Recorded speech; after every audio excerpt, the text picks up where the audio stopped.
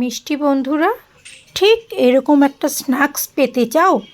তাহলে একটু আগে থেকে প্রিপারেশান নিতে হবে। যেমন একদম চিকেনের লেগ পিসটা নিয়ে এসে সেটাকে ছোট্ট ছোট্ট করে এরকম চিড়ে চিড়ে চিড়ে চিড়ে নিতে হবে।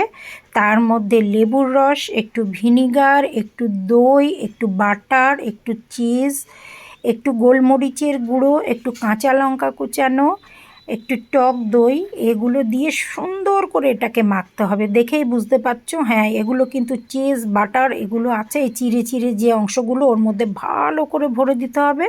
সঙ্গে একটু নুন, হলুদ, একটু কাশ্মীরি লঙ্কার গুঁড়ো, এগুলো দিয়ে এতটুকু অয়েল যাবে না, রান্নাটা পুরো অয়েল ফ্রি। সুন্দর করে ম্যারিনেট করে 6 থেকে 8 ঘন্টা রেখে দিতে হবে।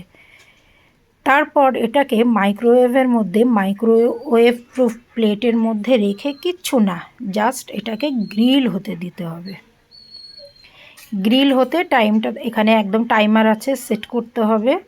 যদি তোমরা মাইক্রোওয়েভ বাড়িতে না থাকে সেই ক্ষেত্রে তোমরা রুটি করা যে ফ্রাইং প্যান, সেই ফ্রাইং প্যানের ওপরে হালকা তেল ব্রাশ করে নিয়ে ওটা ঢাকা দিয়ে দিয়ে অল্প আছে অনেক সময় ধরে করতে পারো।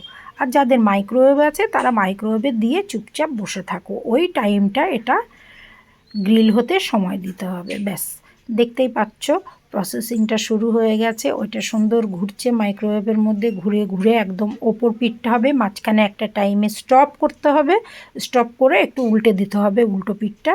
এই আর কি, এরকম করে দিলে এই খাবারটা যারা ডায়েট করছো, যারা অয়েল খাবার সহ্য করতে পারো না, যাদের অ্যাসিডিটি আছে, মানে বিভিন্ন কারণে তোমরা অয়েলটা অ্যাভয়েড করতে চাচ্ছ, তাদের জন্য পারফেক্ট। অ্যানিম্যাল প্রোটিনটাও পেয়ে গেলে, একটা ভালো ভরপুর খাবার হলো, পেটটা ভরে গেল, কিন্তু কোনো রকম অয়েল তোমার শরীর অ্যাবজর্ব করলো না। ইভেন মুরগির যে অয়েলটা থাকে সেটাও কিন্তু গ্রিল করার সময় বেরিয়ে যায় মাইক্রোওয়েভের ভিতরে, প্লেটে এই দেখো বেরিয়ে গেছে। আর এটা কি সুন্দর ড্রাই হয়ে গেছে, পুড়ে গেছে, হেভি সুন্দর ব্যাপার। এরকম যদি একদিন খাও না, তোমাদের মনে হবে না চিকেন আর রান্না করে খাই।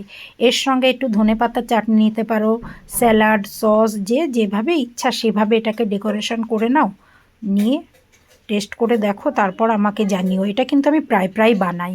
এই যে দেখছো না, দেখো কি সুন্দর, এগুলো একদম জুসি হয়ে গেছে, ভেতরটা জুসি, উপরটা পুড়ে গেছে। দেখো তোমাদের আমি ভেঙে দেখাচ্ছি যে কতটা বয়েল হয়েছে ভেতরটা, দেখো ঠিক এরকমেরই ব্যাপারটা আসবে। আর মশলাগুলো তো পুরো মধ্যে ঢুকে গেছে, হেভি টেস্ট। একদিন বানাও, বানিয়ে খাও, তারপর আমাকে বলো।